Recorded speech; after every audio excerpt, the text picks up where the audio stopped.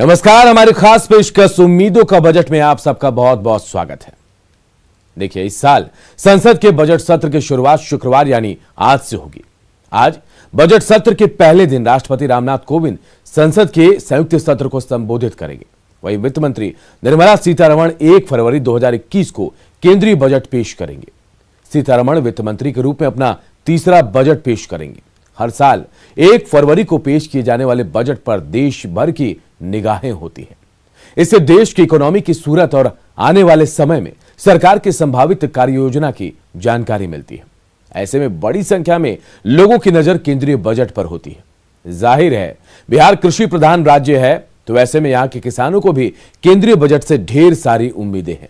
तो आज इसी पर हमारा खास सेगमेंट है उम्मीदों का बजट।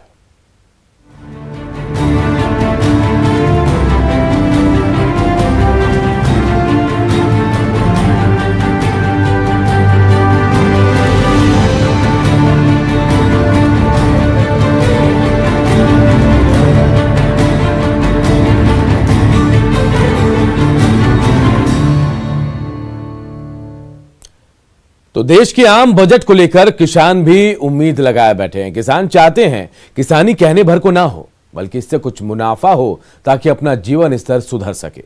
बांका के किसान अनिल सिंह की माने तो 4 एकड़ में खरीफ और रबी की फसल की खेती वो करते हैं, लेकिन वर्तमान परिस्थिति में फायदा नहीं होता है। इनकी माने तो प्रति एकड़ लागत के अनुमान के हिसाब से फसल का मूल्य निर्धारित हो। दूसरे किसान रणवीर सिंह हैं, जो लड डिकोला पंचायत के ही झिरवा के रहने वाले हैं। इनकी माने तो सरकार को आम बजट में उद्योग धंधों के साथ ही कृषि को लेकर भी कुछ राहत देने की घोषणा करनी चाहिए। हम लोग भी चाहते हैं कि आम बजट में किसान को ऐसा सरकारी समर्थन मूल्य मिले, जिससे कि हम भी अपने बच्चे को कहीं अच्छे स्कूल में पढ़ा सकें, अच्छे कपड़े को पहना सकें। ये ऐसा संभव नहीं हो पा रहा है। अच्छा, जो आप खेती करते हैं, क्या क्या परेशानी आती है? अभी तो देखिए, धान का खेती समाप्त हो गया, धान उपज हो गया। हम लोग धान जब लगाते हैं 1 एकड़ में धान का उपज 20 कुंटल के अंदर होता है। कितना बढ़िया धान लगाएंगे तो 20 कुंटल होगा, और उसका सरकारी मूल्य मिल नहीं पाता है किसानों को। हमारे फसल का उचित मूल्य मिले, हम लोग को उचित मूल्य नहीं मिल पाता है, जिसके कारण हम लोग बेबस हो जाते हैं। सिंचाई का भी उत्तम प्रबंध नहीं हो पाता है। हम किसानों के साथ तो लाचारी ही लाचारी है। अच्छा। दूसरी बात कि अगर उचित मूल्य मिले तो कुछ बने, सरकार के तरफ से भी तो वैसा ही है। और हम लोग लाचार होकर के बिचौलिए के पास बेचते हैं। इधर सीतामढ़ी के किसानों का कहना है कि इस बार केंद्र की सरकार से उन्हें काफी उम्मीदें हैं। डुमरा प्रखंड के परसट्टी गांव के रहने वाले किसान राकेश मिश्रा के पास 2 एकड़ खेती योग्य जमीन है, जिस पर वो गेहूं, धान, मक्का और सब्जी की खेती करते हैं। राकेश की मांग है कि फसल का वाजिब दाम मिले। वहीं अरुण मिश्रा को उम्मीद है कि गांव और कस्बा को रेलवे से जोड़ा जाए। इसको लेकर बजट में सरकार घोषणा करेगी। दुग्ध उत्पादन करने वाले किसान डेयरी प्रबंधन की मांग करते हैं। सर, देहात से ट्रेन को मोदी जी जोड़ रहे हैं। इसमें होगा जो टमाटर है, सब्जी है या गेहूं है, ये सब ले आने में सुविधा रहेगा। इससे किसान को कम पैसा लगेगा और ज्यादा बचत होगा। और क्या सुविधा चाहिए? आप लोग किसान हैं तो आप लोगों को क्या सुविधा चाहिए सरकार से? आम बजट में कितना आप लोगों को लगता है कि ये फैसिलिटी होनी चाहिए? जो अभी सरकार बता रहे हैं उस हिसाब से तो बहुत ही बता रहे हैं, उस हिसाब से अच्छा माने सुविधा बेनिफिट मिलेगा किसान को। क्या क्या खेती करते हैं? आलू, गेहूं, धान, यही सब की खेती करते हैं। सरकार से क्या मदद चाहिए? सरकार से हम लोग को क्या मदद चाहिए? हम लोग को जो सरकार को देना चाहिए हम लोग को मिल नहीं रहा है। अच्छा जी, क्या मवेशी पालन करते हैं, इसमें क्या सहयोग चाहिए? इसमें सहयोग सर हम लोग को कहबे किया है कि हम लोग को अथी मिलना चाहिए, क्या कहते हैं, ब्याज कम दर पर मिलना चाहिए। हम लोग को पैसा लोन मिलना चाहिए, वो हम लोग को मिल नहीं रहा है। सरकार से यही कि भाव आलू का चाहे कोई भी सब्जी का भाव सही मूल्य मिले, और अदर का अगर आता है दूसरे स्टेट का तो ज़्यादा कीमत में रहता है। हम लोग इधर होता है तो 5 रुपये, 7 रुपये, 10 रुपये तक बिकता है। इससे हम लोगों को लागत भी नहीं सही से मिल पाता है। क्या उम्मीद है सर, कैसा बजट रहेगा इस बार? उम्मीद हम लोग यही करते, सरकार किसान को देखते हुए थोड़ा रियायत करे, खाद खरीद में दाम की कमी करे, जो जो उपजाते हैं, आलू है, धान है, गेहूं है, सब कुछ है, फसल सबको थोड़ा मुआवजा अच्छा तरह से मिले। हम लोग को कोई भी उपजाते हैं उसका कोल्ड स्टोर का भाव में जो 20 रुपया 25 रुपये बिकना चाहिए, इसे 3 रुपये बिकता है। अनाज का भाव उपजाते हैं वह 10 रुपये रहता है, उपजाते हैं उस समय, लास्ट में वही अनाज हम बनिया के यहाँ चल जाता है तो 20 रुपये हो जाता है, 19 रुपये हो जाता है। सरकार हम लोग को बाजार ढंग से खरीदे और यही उम्मीद करते हैं आने वाला बजट किसान के हित में हो। इधर मुंगेर के किसान भी आम बजट को लेकर बेहद उत्साहित हैं। धरहरा प्रखंड के किसान चक्रधर सिंह बताते हैं कि उनके पास 2 एकड़ जमीन है, पर सिंचाई की व्यवस्था नहीं होने से उन्हें बहुत परेशानी होती है। साथ ही सही मूल्य नहीं मिलने से उनका अनाज नहीं बिक पाता है। बैंकों पर लोन देने में आनाकानी का भी वो आरोप लगा रहे हैं। वहीं खड़गपुर के किसान जो हैं संजीवन और मनीष कह रहे हैं कि सही समय पर खाद उन्हें मिलता ही नहीं है। सिंचाई का प्रबंध नहीं है, पानी का सबसे दिक्कत है।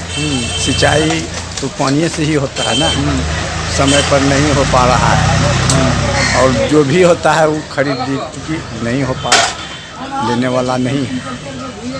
ऋण लेके कीजिए, केसीसी भी नहीं हो रहा है, बैंक का चक्कर लगाते लगाते छोड़ देता है, छोड़ देना पड़ता है और क्या करें। सर हम लोग खेती करते हैं, समय पर मजदूर नहीं मिल सकता है, मशीन नहीं मिल सकता है, सब्सिडी खाद नहीं मिलता है, तो इसमें समस्या बहुत तरह के एवं समस्या है। सर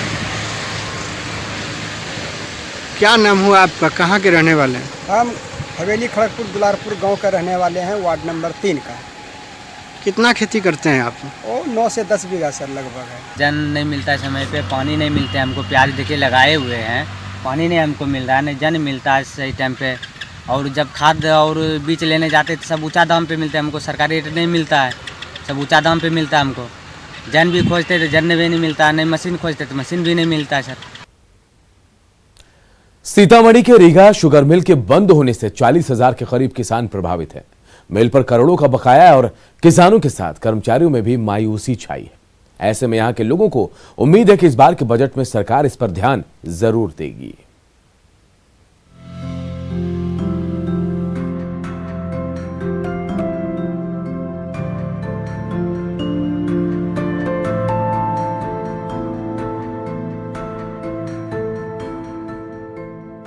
बिहार के रीगा चीनी मिल की पहचान किसी जमाने में प्रदेश की शान के तौर पर होती थी। इस चीनी मिल के बदौलत इलाके के किसानों की बेटियों की शादियां हुआ करती थी, तो वहीं बीमार किसानों का इलाज। लेकिन जब से ये चीनी मिल बंद हुई तब से किसानों की परेशानी बढ़ गई। ये तो न केवल रीगा, सीतामढ़ी और शिवहर के लिए बल्कि संपूर्ण बिहार प्रांत के लिए ये बहुत ही दुखदायी स्थिति है। हम लोग कभी जनरल नॉलेज में पढ़ते थे कि बिहार में 29 चीनी मिलें हुआ करती थी। कई साथी बताते हैं पुराने लोगों की 33 चीनी मिलें हुआ करती थी। पिछले सीजन तक 11 चीनी मिलें बिहार में चल रही थी और रीगा बंद हो जाने के बाद केवल 10 चीनी मिलें रह गई है।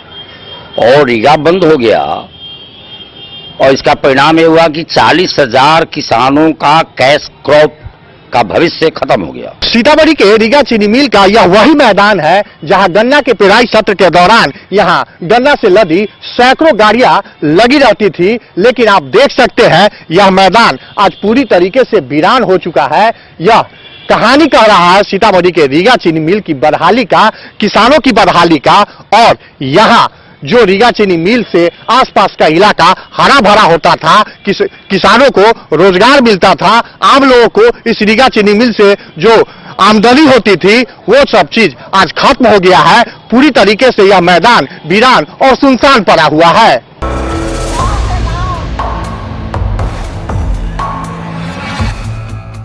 चुनाव के ठीक पहले बिहार में कृषि संसाधनों को बढ़ाने और नए उद्योग को लगाने का सरकार की तरफ से वादा किया गया था, लेकिन चुनाव के बाद भी तस्वीर कुछ साफ नहीं दिख रही है। सरकार का कहना है कि वे जल्द इस दिशा में काम शुरू करेंगे। और वास्तव में बिहार में इस बार जो हम सब सरकार में आए हैं तो एक बड़ी संभावनाओं को भी देख रहे हैं कि उद्योग के क्षेत्र में कैसे हम पुनर्स्थापित करें अपने उद्योग को। और वास्तव में रीगा चीनी मिल से काफ़ी मजदूर जुड़े हुए हैं, इस क्षेत्र के किसान जुड़े हुए हैं। और जब तक मिल चालू नहीं होगा तो किसान, जो गन्ना के खास करके किसान हैं, उनके घर में उपज की आमदनी नहीं जा पाएगी। तो ये सारी चिंताएं हैं। मैं समझता हूं उचित कि कई निर्णय हम लोगों ने लिए हैं, उसकी हालांकि नेताओं का ये बयान बिहार की जनता दशकों से सुन रही है, क्योंकि बिहार की इंडस्ट्री की ये बदहाली किसी एक पार्टी की सरकार की देन नहीं है। ऐसा लगता है कि इसे तमाम सरकारों ने कभी मुद्दा माना ही नहीं। जब चुनाव आता है तब वादे जरूर होते हैं, लेकिन जैसे ही चुनाव खत्म होता है बस फिर सारी बातें ठंडे बस्ते में चली जाती हैं। इस बार के चुनाव में रोजगार बड़ा मुद्दा था, लेकिन जिन फैक्ट्रियों से रोजगार मिल रहा था वो किसी की जुबां पर नहीं है।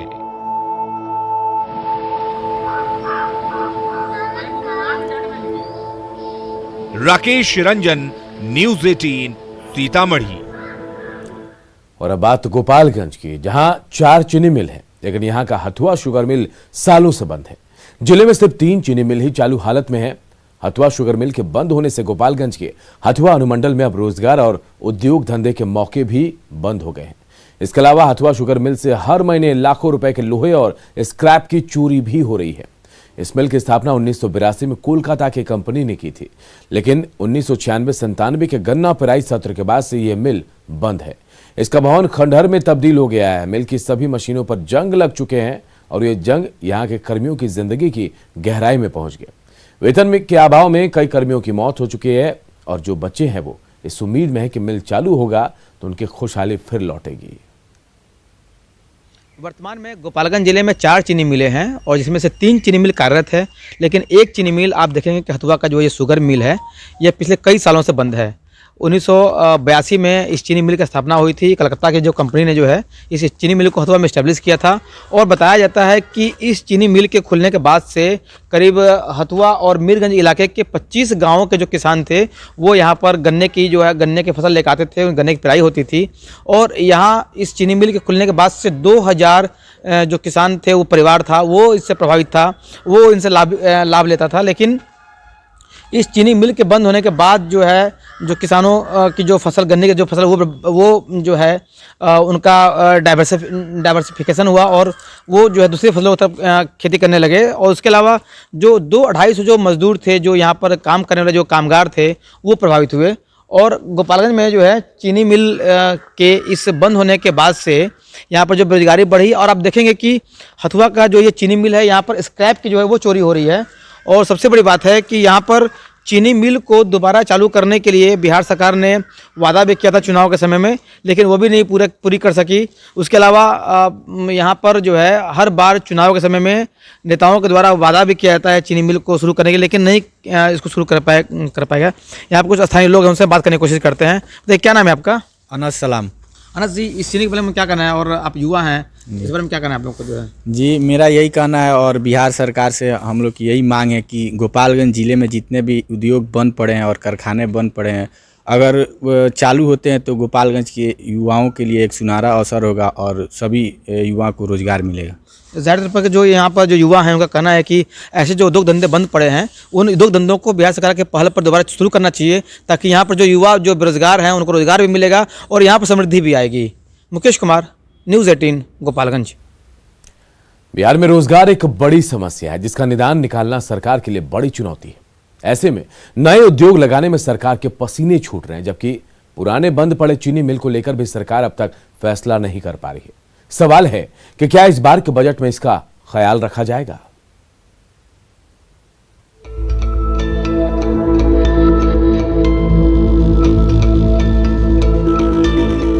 बिहार चीनी के उत्पादन के लिए जाना जाता था। देश के कुल चीनी उत्पादन का 40% हिस्सा बिहार में होता था। देश की आजादी से पहले बिहार में 33 चीनी मिलें हुआ करती थी, लेकिन आज 28 चीनी मिल हैं। इनमें से सिर्फ 10 मिलें ऐसी हैं जो इस वक्त चालू हालात में हैं और सभी का मालिकाना हक प्राइवेट कंपनियों के पास है। साल 1933 से लेकर 1940 तक बिहार में चीनी मिलों की संख्या बढ़ती गई और उत्पादन भी खूब बढ़ा, लेकिन इसके बाद चीनी मिलों की हालत बिगड़ने लगी। इसके बाद साल 1977 से लेकर 1985 तक बिहार सरकार ने इन चीनी मिलों का अधिग्रहण शुरू किया। इस दौरान दरभंगा की सकरी चीनी मिल, श्याम मिल, लोहट मिल, पूर्णिया की बनमनखी चीनी मिल, पूर्वी चंपारण और समस्तीपुर की मिलें सरकार के पास आ गई। साल 1997-98 के दौर में ये मिलें संभाली नहीं जा सकी।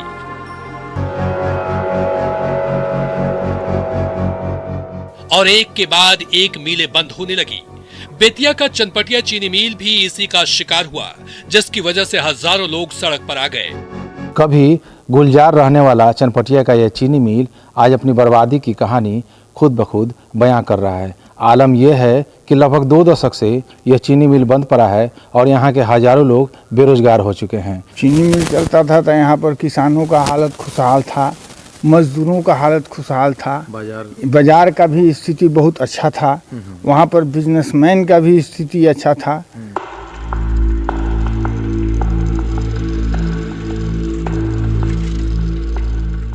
इस चीनी मिल से सिर्फ मजदूर रोड पर नहीं आए, बल्कि इलाके की रौनक चली गई। चीनी मिल से कई बाहरी लोगों का भी पेट भरता था। आसपास के दुकानों पर हमेशा भीड़ रहती थी, लेकिन जब से ये चीनी मिल बंद हुए तब से पूरा इलाका वीरान हो गया। चनपटिया चीनी मिल बंद हो जाने से यहाँ के किसान प्रभावित हैं। लगभग 1 लाख किसान प्रभावित हैं। उन लोगों का जो गन्ना होता है नरकटियागंज, रामनगर, मझौलिया, गोपालगंज, सासा मूसा तक जाता है। यूपी तक भी लोग गन्ना भेजते हैं। चीनी मिल बंद होने से यहाँ के किसान यूपी में अपना गन्ना बेचते हैं, जिससे उन्हें परेशानी के साथ साथ नुकसान भी होता है। अगर ये चीनी मिल चालू रहता तो किसानों को काफी आसानी होती। ऐसे में जरूरी है कि सरकार इस चीनी मिल को फिर से चालू करे ताकि हजारों लोगों को रोजगार मिले और ये इलाका फिर से गुलजार हो सके। प्रफुल्ल कुमार, न्यूज़ 18, बेतिया। 1 फरवरी को आम बजट पेश होगा और इस बजट से किसानों को काफी उम्मीदें हैं। चपरा के बसाली पंचायत के किसानों से बजट पर खास बातचीत की हमारे सहयोगी संतोष गुप्ता ने। बजट आने वाला हाँ, है, बोलिए। क्या उम्मीदें हैं आप लोगों को इस बजट से? हम लोग को बजट से ही उम्मीद होना चाहिए कि सरकार जनता के प्रॉब्लम को दूर हो जाए है। खेती के लिए सिंचाई बहुत जरूरी है और रोड से पानी की निकासी, दो काम बहुत जरूरी है। बस मेन काम यही है। लगता है कि कृषि फायदे का सौदा है छपरा में? हाँ, कृषि फायदे का सौदा है, बहुत फायदे का सौदा है कृषि। फायदा होता है? हाँ, फायदा होगा। एक और कारण इसमें है कि घोपड़ा जो है सो ज्यादा फसल उनसा करता है, जिससे कैश का भी खेती नहीं हो पाती है। सरकार को तो किसानों के लिए उचित व्यवस्था करनी चाहिए कि उसकी लागत जो है, लागत से कुछ आमदनी हो। जो किसान के लागत, जो सिंचाई करने में जो पैसा लग रहे हैं उसे उसका आमदनी उससे बढ़े। सरकार को इस तरह के मैंने नियम बनाना चाहिए कि उसके सरकार को उससे उसका आमदनी बढ़े, क्योंकि आज के डेट में जो लागत लग रहा है वो किसान को उतना नहीं मिल रहा है। जो लागत हो जो कृषि करने में जो पैसा लग रहा है उतना उसको बेचने में पैसा किसान को नहीं मिल रहा है। किसान को खेती करने में पैसा बहुत ज्यादा लग रहा है, लेकिन उसका लागत कम हो रहा है। लागत ज्यादा हो रहा है, लागत ज्यादा है, मुनाफा कम है। मुनाफा बढ़ाने के लिए कुछ पॉलिसी कुछ पॉलिसी लाना चाहिए। किस तरह की पॉलिसी लाना चाहिए जिससे मुनाफा बढ़ सके? बताइए क्या होना चाहिए? एक सामान बेचाता बनिया लेता 12 से उससे पोसाता, 15 के खाद किनाता।